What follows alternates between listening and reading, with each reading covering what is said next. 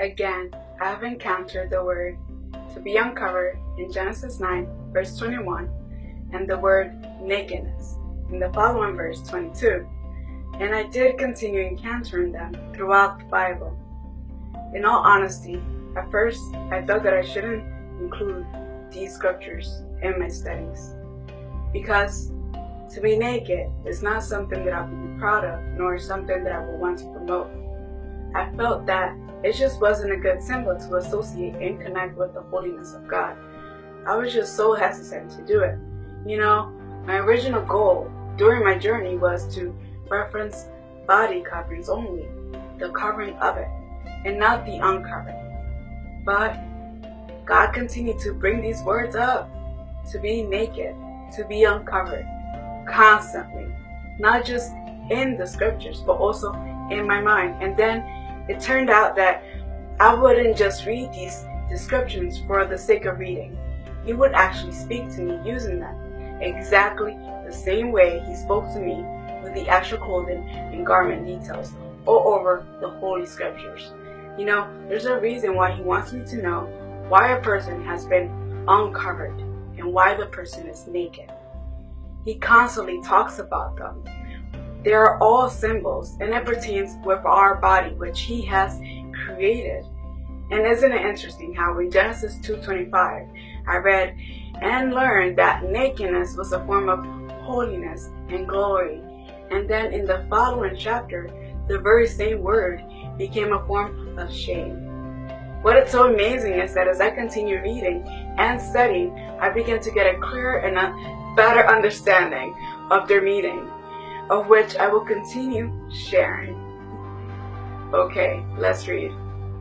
And he drank of the wine and was drunken, and he was uncovered within his tent. And Ham, the father of Canaan, saw the nakedness of his father, and told his two brethren without. Genesis 9:21 and 22. Ham saw his own father, Noah's naked body, inside his tent. And that is Noah's tent. And that is his home. He sees this and tells his brothers that are outside Noah's tent. Well, what was Ham's motivation? Was it because he was bored, had nothing else to do, and needed a little entertainment, a little laugh? Or was it that he previously was holding something against his father? Okay, so listen what Genesis 6:9 says about Noah in the New Living Translation. Noah was a righteous man, the only blameless person living on earth at the time. And the Amplified Version says, in his evil generation. And he walked in close fellowship with God. And isn't that extremely amazing? To be found blameless in His sight, to walk so intimately close with Him. Shouldn't that be our number one desire? So, was Ham fed up with this perfect person Noah? Was he fed up with seeing how close he walked with God? Did all of this anger him, made him jealous? Maybe he couldn't wait to see his father fail. And it did happen. He sees his father drunk and passed out within his tent. Wait, not just drunk and passed out, but also uncovered, naked, with the intention of humiliating and publicizing his father's shame. He decided to go outside and announce this to his brothers. Let me say this again. Ham sees his father's Noah nakedness, and he appears to be very vulnerable. Yet, he decides to announce this to others.